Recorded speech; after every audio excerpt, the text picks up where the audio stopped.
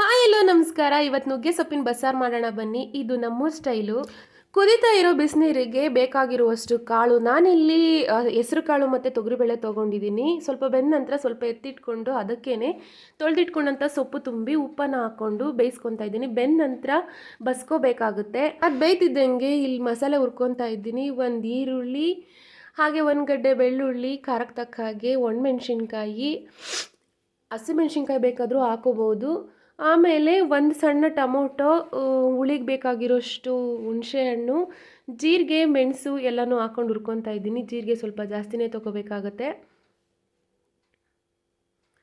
ಇದು ಮುದ್ದೆಗಂತೂ ತುಂಬ ಚೆನ್ನಾಗಿರುತ್ತೆ.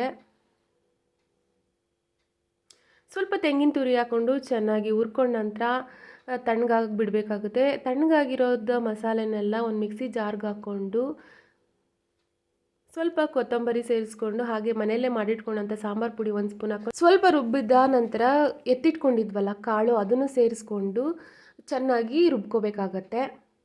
ಇದು ಸಾಂಬಾರ್ಗೊಂದು ಒಗ್ಗರಣೆ. ಸ್ವಲ್ಪ ಎಣ್ಣೆ ಹಾಕ್ಕೊಂಡು ಸಾಸಿವೆ, ಬೆಳ್ಳುಳ್ಳಿ ಹಾಕ್ಕೊಂಡು ಸ್ವಲ್ಪ ಈರುಳ್ಳಿ, ಕರಿಬೇವು ಹಾಕಿ ಒಗ್ಗರಣೆ ಕೊಟ್ಟು ಮತ್ತು ಬಸ್ತಿಟ್ಕೊಂಡಂಥ ನೀರು, ರುಬ್ಬಿದ ಮಸಾಲೆ ಎಲ್ಲವನ್ನು ಹಾಕ್ಕೊಂಡು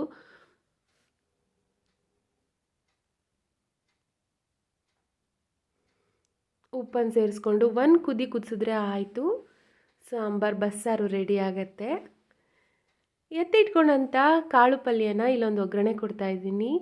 ಜೀರಿಗೆ, ಕರಿಬೇವು, ಒಣಮೆಣ್ಸಿನ್ಕಾಯಿ, ಈರುಳ್ಳಿ ಹಾಕ್ಕೊಂಡು ಇದು ಬಾಡಿದ ನಂತರ ಸ್ವಲ್ಪ ತೆಂಗಿನ ತುರಿ ಹಾಕ್ಕೊಂಡು ಬೇಯಿಸೆತ್ತಿಟ್ಕೊಂಡಂಥ ಕಾಳುಗಳನ್ನ ಹಾಕ್ಕೊಂಡು, ಅಂದರೆ ಸೊಪ್ಪು ಕಾಳನ್ನು ಹಾಕ್ಕೊಂಡು ಇದೊಂದು ರೌಂಡು ಹುರ್ಕೊಂಡ್ರೆ ಆಯಿತು. ಸೂಪರಾದ ಬಸ್ಸಾರು ರೆಡಿ ಆಗುತ್ತೆ.